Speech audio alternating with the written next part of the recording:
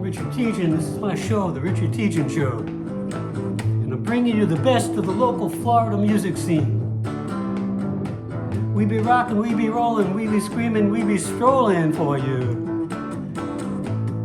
Every week, a new artist, new sound, bringing it on home to you.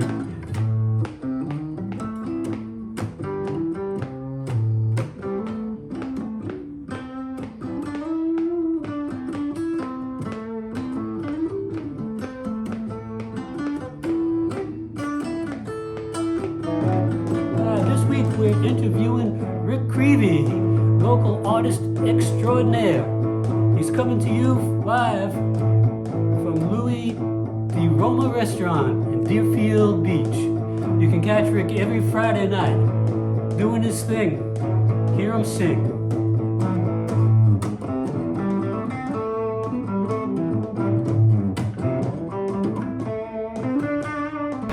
So I'm happy to be here tonight with Rick Krive, musician extraordinaire, and I was very, very fortunate tonight to be here for a performance that Rick did.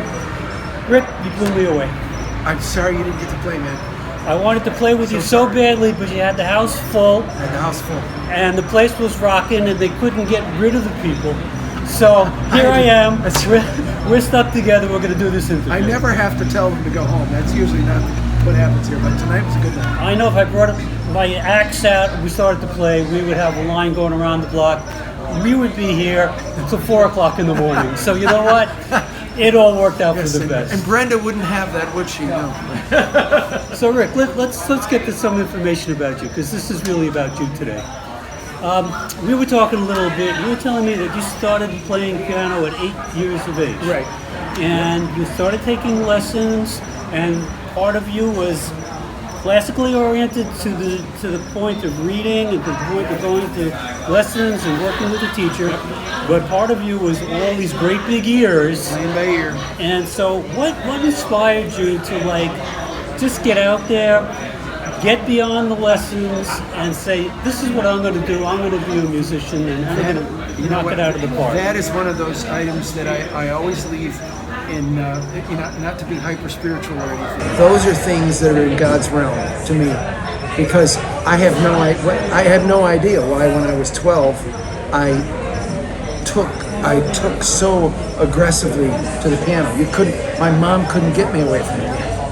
I have no way to explain it, other than it's a gifting, and it had to find expression, right? So and played my first New Year's Eve when I was 14, and quit taking lessons, and was just playing in a wedding band, and wanted to be a rock and roll star, and So you kind of went on faith. Yes, absolutely.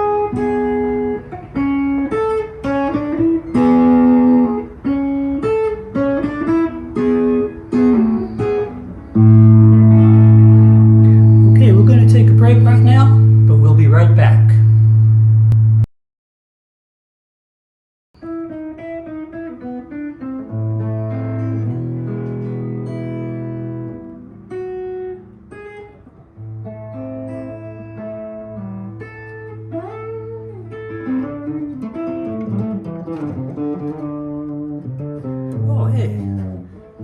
Funny thing happened today. I'm jamming a little bit on my guitar, getting ready today for the show.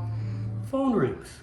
A buddy of mine I haven't heard from in 30 years calls up, and it's the very person that gave me, yes that's right, gave me this beautiful guitar.